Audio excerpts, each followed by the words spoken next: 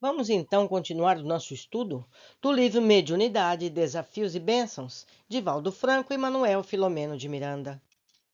Invigilância mediúnica. Muitos adeptos da mediunidade adentram-se pelo movimento espírita com propósitos sinceros de servir e de crescer moralmente, desenvolvendo os valores que se lhes encontram adormecidos, realmente anelando pela honra de trabalhar na seara da luz. No início, lutando pela oportunidade de educar a faculdade mediúnica de forma que se possa transformar em instrumento útil para o ministério do auxílio.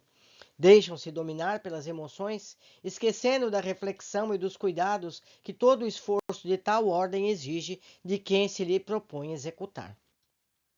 Ao longo do tempo, percebendo que o trabalho abraçado é constituído por sacrifícios, renúncias e provações, começam a desencantar-se com os métodos da disciplina, da caridade em relação ao próximo, de ambos os lados da vida, colocando o estudo sério em plano secundário. Percebendo que a mediunidade produz uma aura de transcendência por parte daqueles que desconhecem o espiritismo, passam a favorecer ou a produzir fenômenos de efeito e de impacto que fascinam as massas ingênuas e o mesmo indivíduo mais experientes, facultando prestígio àqueles que se lhes fazem instrumento. Ante o júbilo fútil e gozador, mais interessado em novidades do que em realizações edificantes, começam esses companheiros levianos a imaginar informações destituídas de legitimidade, lentamente banalizando a mediunidade e tornando-se pessoas prodígio, esclarecendo que sempre o foram desde a infância, repetindo, porém, as experiências dos outros que os fascinam e procuram imitar. Anunciam acontecimentos carregados de tragédias, são hábeis em previsões de hecatombes e desgraças, referem-se a ocorrências grandiosas que presenciaram durante o sono fisiológico, quando se encontrariam parcialmente desdobrados, identificam os espíritos com facilidade incomum, transformam-se em vestais do além e permitem-se ser considerados como instrumentos preciosos da divindade. Neste comenos, para dar autenticidade à façanha anímica ou simplesmente imaginativa, asseveram receber entidades venerandas, transformando-se em orientadores sem a mínima condição moral ou espiritual, pondo em ridículo nomes respeitáveis que agora se encontram na erraticidade, demonstrando uma intimidade que realmente não mantém com os nobres guias da humanidade.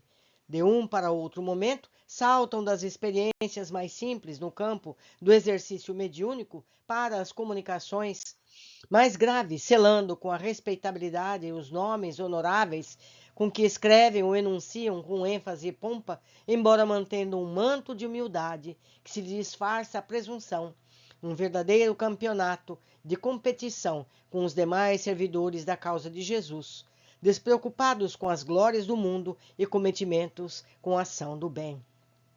Eu faço aqui um parêntese, meus amigos, e hoje em dia, por conta do YouTube, da internet, a gente vê verdadeiros absurdos. Outro dia eu vi uma médium com muitos seguidores diz receber ao vivo o próprio Paulo de Tarso. Meus amigos, receber Paulo de Tarso online, ao vivo, numa live, precisa ser muito atrevido, né não? Mas isso acontece. Cabe a cada um de nós prestar atenção e separar o certo do incerto e do incorreto. Continuando.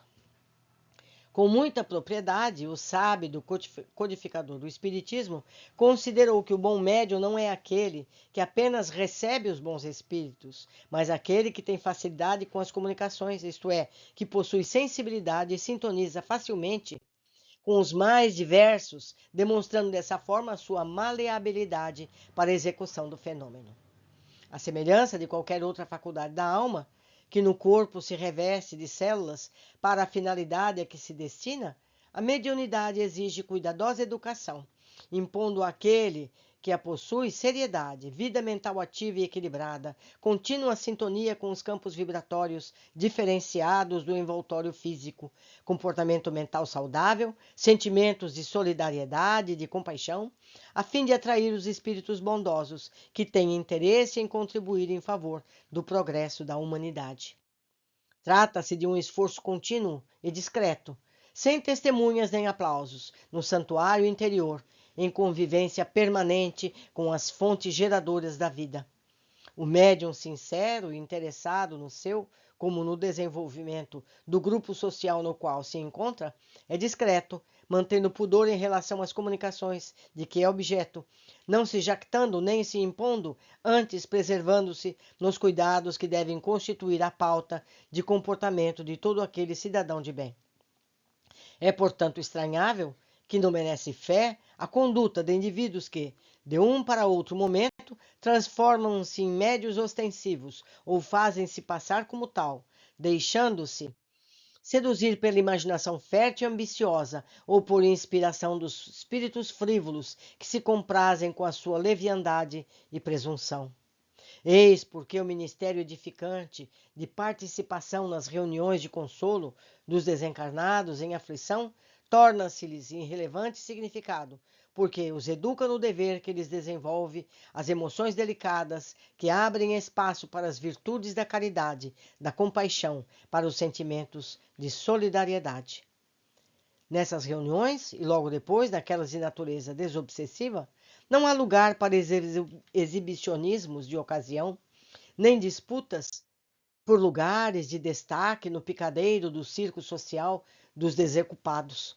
Entregam-se ao trabalho de enfermagem espiritual em relação aos irmãos da retaguarda aflitiva, corrigem os hábitos doentios, edificam-se na fixação da caridade e aprendem as sutilezas do serviço anônimo, desde que desconhecem aqueles a que oferecem os recursos valiosos da faculdade mediúnica. A viagem da ignorância para o conhecimento é feita de experiências contínuas no esforço da autoeducação, da autorrenovação, da autoiluminação. Longa é a marcha em razão dos vícios que jazem em predomínio na natureza animal, ressumando com frequência em situações de invigilância ou de descuido moral. A fixação das novas conquistas é lenta, embora segura, diluindo as sombras teimosas do pensamento atrasado, ampliando os horizontes do entendimento espiritual em torno dos valores reais em relação àqueles aos quais são atribuídos significados que não possuem. Dia a dia mantendo as interações salutares, preservando o esforço de realizar o que deve, adquire afinidade com as vibrações sutis, aprendendo a libertar-se daquelas que são perturbadoras e facultam a sintonia com os espíritos perversos. Certamente manterá contato com os mesmos, pois que eles necessitam de compaixão e auxílio, em vez de campo largo para prosseguirem nos deslates que se permitem.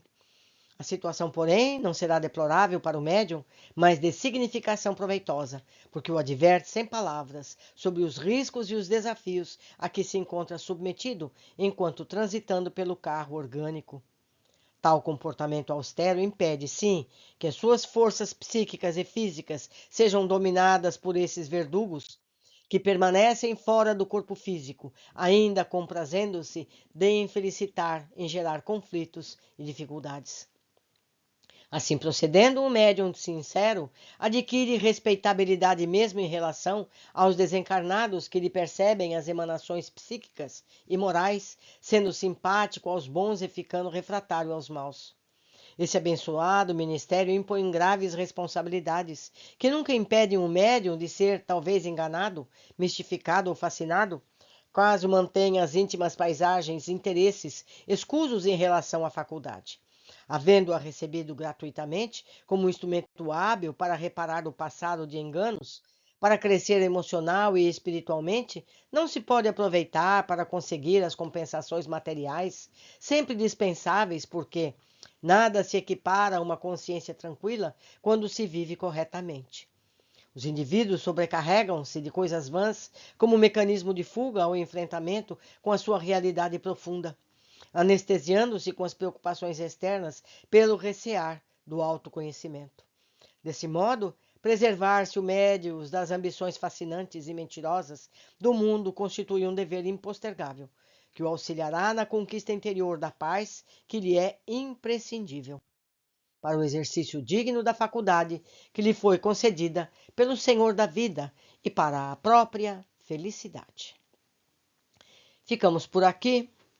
Espero que vocês sejam rigorosos na análise dos médiuns que vocês estão seguindo nas redes sociais, muitos deles ganhando muito dinheiro com as suas predições, com os seus cursos. Cursos, gente, tem médium fazendo curso de mediunidade e tendo que pagar. As pessoas têm que pagar. Isso é lamentável. Por hoje ficamos aqui. Espero estar ajudando a todos. Até mais.